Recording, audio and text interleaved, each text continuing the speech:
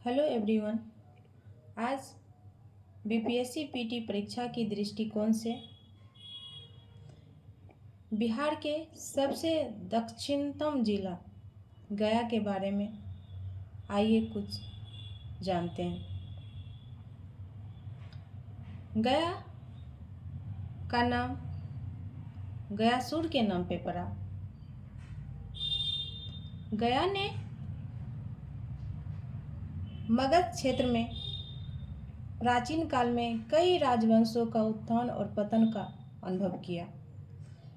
इसकी शुरुआत शिशुनाग द्वारा स्थापित शिशुनाग राजवंश के साथ शुरू हुई, जिसने लगभग 600 ईसा पूर्व पटना और गया पर अधिकार किया।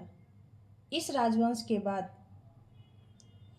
पांचवें क्रम में हर्यक राजवंश के संस्थापक और शासक बिंबिसार, जो 519 ईसा पूर्व में इस राजवंश पर शासन किया। इन्होंने गया को बाहरी दुनिया से परिचित कराया। बिंबिसार के शासनकाल के दौरान यह क्षेत्र गौतम बुद्ध और महावीर से प्रभावित था।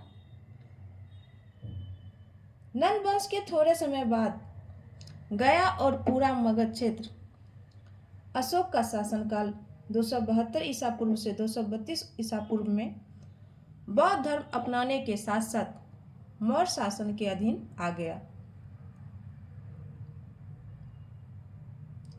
मध्यकाल में जब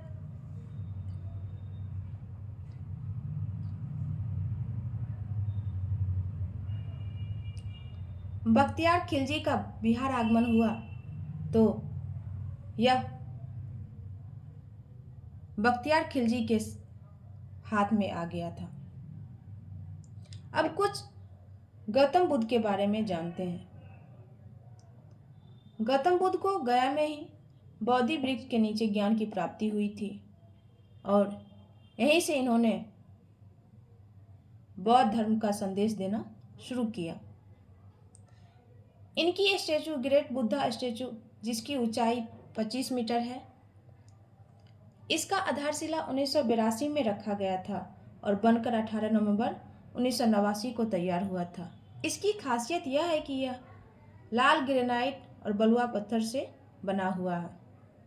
अब बिहार की भौगोलिक संरचना के बारे में जानते हैं। यह चट्टानी पहाड़ियों से घिरा हुआ है, जिसमें मंगलागौरी, श्रृंगस्थान, रामशिला और ब्रह्मयोनी पहाड़ी है। इसके पूर्व में फल्गु नदी बहती है। इसके दक्षिण में झारखंड है। गया जिला की स्थापना 3 अक्टूबर 1865 को हुआ। इससे पूर्व ये झारखंड के रामगढ़ जिले के साथ ही था। इसका कुल क्षेत्रफल 4976 वर्ग किलोमीटर है। कुल जनसंख्या 43,91,418 2011 जनगणना के अनुसार जनसंख्या घनत्व 880 व्यक्ति प्रति वर्ग किलोमीटर में है। लिंगानुपात 937 महिला पे 1000 पुरुष। शिशु लिंगानुपात 960 बालिका शिशु पे 1000 बालक शिशु हैं। साक्षरता दर 63.67% है। आइए खनिज के बारे में देखते हैं। यहाँ के प्रमुख खनिज क्वार्जाइट, स्लेट और ग्रेनाइट है। और आगे यहाँ की संस्कृति स्थल मंदिर के बारे में जानते हैं। यहाँ महाबोधि मंदिर है, बुद्ध की प्रतिमा है, पाल शासक की धरोहर है। विश्व धरोहर स्थल में महाबोधि मंदिर को शामिल किया गया था। इसके आगे यह जानते हैं, गया प्राचीन काल में रामायण और महाभारत का भी तीर्थ स्थल रहा है।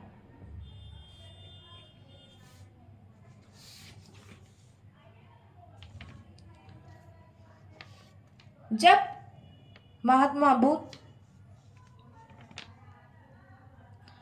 अपनी ज्ञान प्राप्ति के दौरान जहाँ पे इन्होंने ध्यान किया था, आज भी वो स्थान डुंगेश्वरी गुफाएं के नाम से जाना जाता है।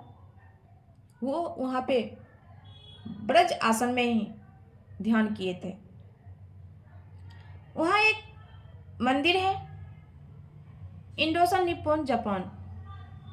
इसकी स्थापना वर्ष 1972 में हुई थी, जो पूरे विश्व के बौद्धिस्ट लोगों के द्वारा बनवाया गया था। यह जापानी वास्तुकला और बौद्ध संस्कृति का उदाहरण है। यहाँ एक आर्कियोलॉजिकल सोसाइटी ऑफ इंडिया भी है, जिसकी स्थापना 1956 में हुआ था। यह पाल काल जो 8वीं से 12वीं शताब्दी में थी, उससे संबंधित है। यहाँ पे बौद्ध एवं हिंदू अवशेष मिलते हैं। 10 अवतार एवं 12 अवतार भी यहाँ हैं। ऐसा कहा जाता है कि यह स्थान पृथ्वी की नाभि है।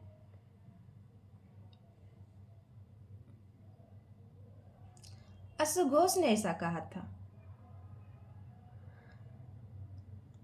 फाहियान जो एक यात्री बनके बिहार भ्रमण में आए थे, उन्होंने यह कहा था गया के बारे में, भविष्य के बुद्ध इस स्थान पर आत्मज्ञान प्राप्त करेंगे।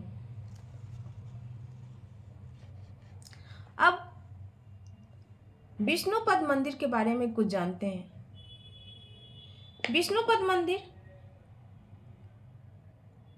के अंदर भगवान विष्णु का पैर का चिन्ह 40 सेंटीमीटर लंबा है।